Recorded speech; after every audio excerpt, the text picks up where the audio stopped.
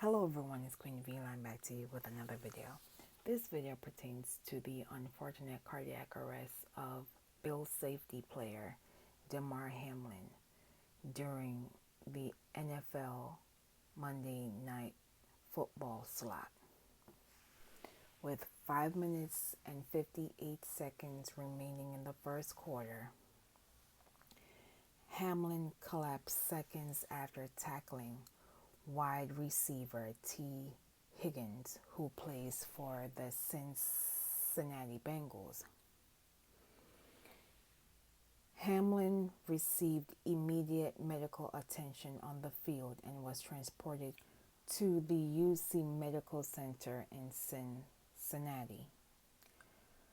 Prior to Damar Hamlin being transported to the UC Medical Center in Cincinnati, it has been confirmed by his uncle that he was indeed unalive on the field.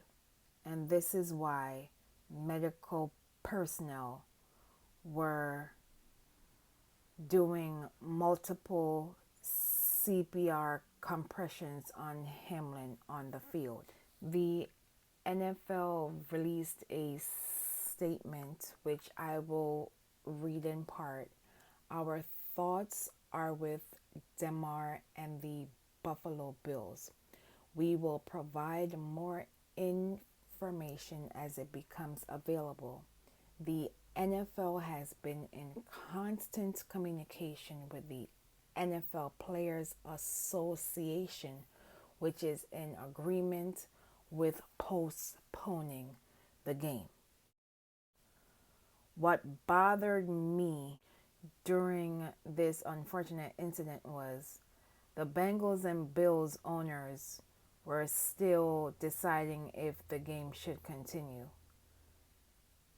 I don't understand what their process is, but when an athlete is injured to Damar Hamlin's condition, it would have been smarter for them to just shut down the game and reschedule at a different date and time.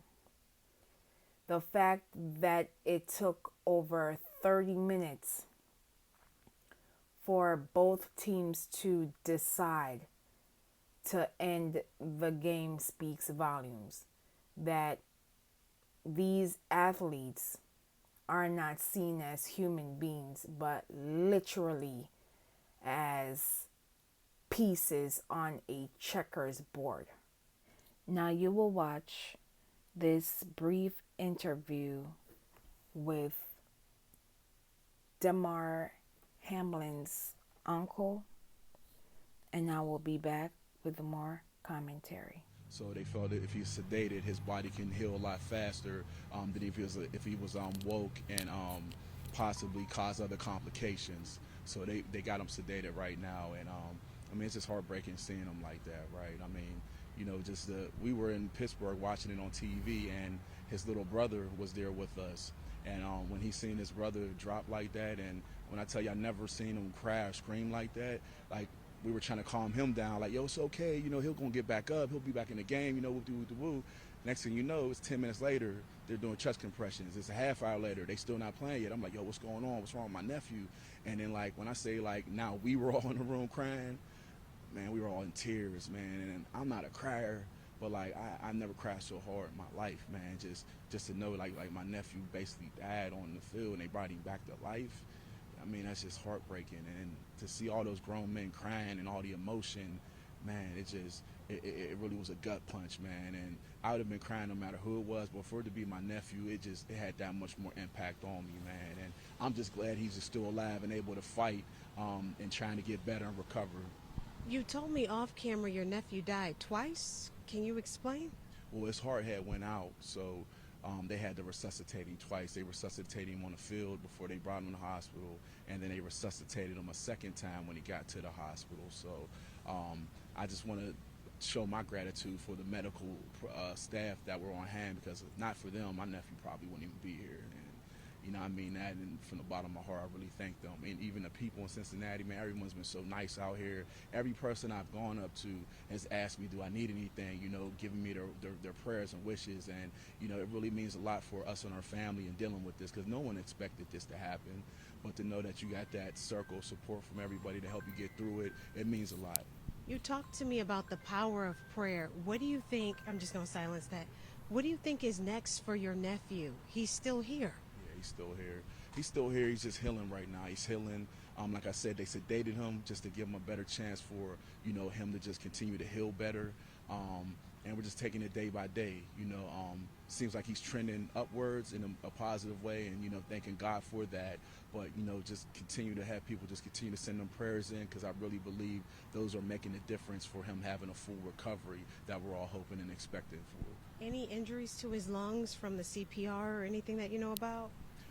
He's sustained some damage to his lungs, and they're working to try to remedy that. And they got him on a ventilator to help with the breathing too, just to take some of the strain off his lungs so they can heal and recuperate. So, yeah, it's just a sad situation all the way around. Please give our thoughts to your family and his mom. I heard she's been by his side the entire time. Yeah, his mom and his dad. His dad's been there the whole time. They go to every single game, every practice, every camp. I mean, they've been there like every step of the way. So, I mean, together, like, they're heartbroken, but like collectively as a family, I mean, this has just been devastating for us. So She was in the ambulance with him? yeah, she was in the ambulance with him when he went, and my brother drove the car to the hospital and followed him from the stadium. Did he have any heart condition or any health issues? He's healthy as a ox. As persons continue to support the Hamlin family, persons were taking to their social media accounts of their support, concern, etc., etc. However, one post stood out amongst the rest. That is Skip Bayless, one half of the popular sports talk show Undisputed with NFL Hall of Famer Shannon Sharpe. Now, when this unfortunate incident occurred with Damar Hamlin, this is what Skip Bayless tweeted. He stated in part, "No doubt the NFL is considering postponing this game. But how? This is late in the season. A game of this magnitude is crucial to the regular season outcome, which suddenly seems irrelevant." Now, when Skip Bayless posted this tweet, persons were dragging him up and down the social media streets, and rightfully so. Damar Hamlin just suffered a cardiac arrest on the field, and he was literally unalive for minutes on end.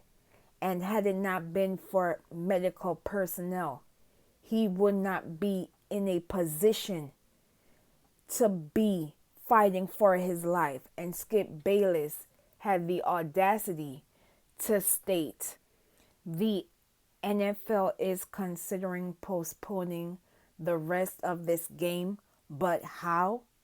This late in the season, a game of this magnitude is crucial to the regular season outcome, which suddenly seems irrelevant. I know for a fact that had that been Aaron Rodgers or Tom Brady, Skip Bayless would have never tweeted such an insensitive tweet." When Shannon Sharpe confronted Skip Bayless about his insensitive post, Skip Bayless doubled down on his statement and went on the attack on Shannon Sharpe to the point where Shannon couldn't even finish his monologue because Skip Bayless wanted to have the last word. Now you will watch their brief encounter over this unfortunate incident, and I will be back with more commentary. Conjecture, innuendo, but I will say this: in watching that game on Monday night, what happened to Damar Hamlin struck me a little different. As a brotherhood in the NFL, when injuries happen, when we know injuries are a part of the game, I've seen guys suffer ACLs and Achilles tear, but I've never seen anybody have to be revived and fight for their life on the field. So it struck me a little differently because I remember seeing my brother paralyzed on the field temporarily, and he was able to regain focus.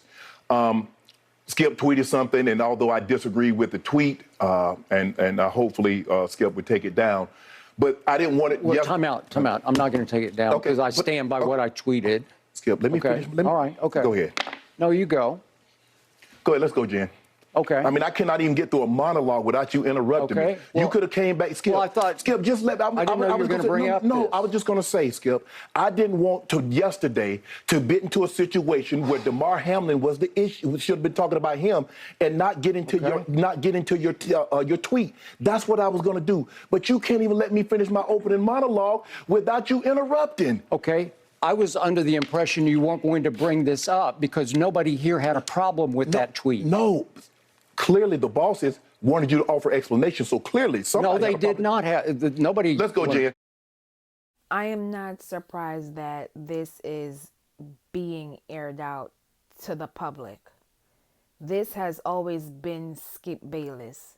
This man has ridden on the coattail of LeBron James and other prominent black athletes and has received millions of dollars spewing the most anal statements about black athletes, and no one says a word, and I do not understand why. But anyway, I digress. Everyone has a breaking point, and as far as I can tell, Shannon Sharpe was over the foolishness. The fact that he even doubled down about not taking down that tweet screams white privilege, and it shows how Skip Bayless truly sees Shannon Sharpe. The fact that he wouldn't even allow him to finish his statement on national TV about a statement that he made. He couldn't fathom that his co-host was holding him accountable for a statement that he made, and there was no apology behind that insensitive post. Should be a wake-up call to Shannon Sharpe that he is only your co-worker and your co-worker alone. At the end of the day, Damar Hamlin suffered a cardiac arrest playing a game that he loves and was unalive on a field that he has played on multiple occasions. And he is literally in the fight of his life,